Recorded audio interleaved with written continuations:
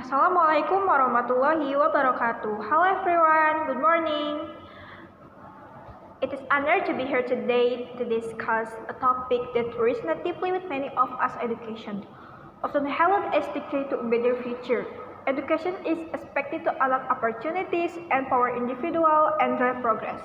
But we must ask ourselves a crucial question: is education truly helping us realize our dream, or is it, in the same ways, suppressing the very potential it claims to nurture? So today I want to chat a bit about education.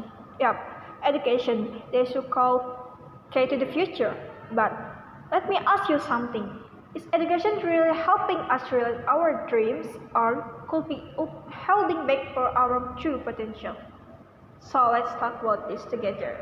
Maybe we'll see education in a different light after this. Okay, when we look at the bright side, education is pretty amazing, right? We're taught when we study hard, we can be successful. And that's not wrong. A lot of people have completely turned their lives because of education. Now, let me ask anyone here. Anyone here have a big dream, like doctor, entrepreneur, or traveler? Well, education can be the leader to get there, especially if the support system asks. It gives us confidence to chase whatever we want. But what is education pressure us? Of course, we cannot ignore the flip side. Sometimes education feel like pressure, not support. If you feel you like have fit in like to be good at every subject, memory burn stuff, pass standard tests, even through maybe love drawing, making music, or coding. If you ever feel like that, please raise your hand. The problem is our system of measure intelligence with just grade and test. But there are so many kinds of intelligence. Some people are good speakers, some people are good singers, others have incredible emotional sensitivity, some have magic hands for crafts. So, people with learning different style, like friends with dyslexia, often get left behind, not because they're not smart, but because the system is not built for their way of learning. So let's imagine the education system.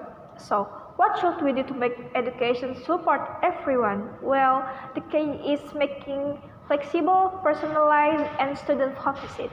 We all learn differently, so why are we all treated the same ways? Imagine a school where you don't just learn math or science, but also get space for art, music, writing, even content creation. And this is so fun, right? And most importantly, teachers should not just be instructors but mentors. People who support us, give us space to fail and try again.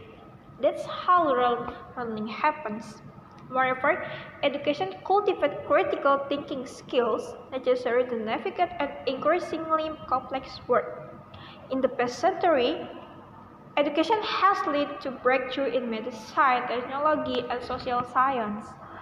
Well, that have transformed the world. When education is inclusive and empowering, it becomes the foundation for realizing one's dreams, helping people believe in themselves, and opening doors that make otherwise remain closed.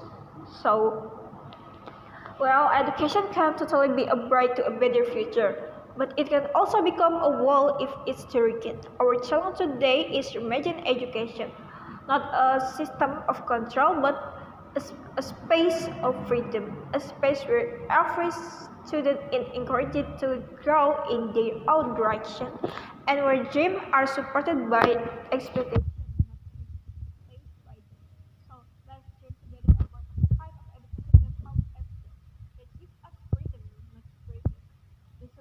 What makes it of us unique instead of trying to make everyone.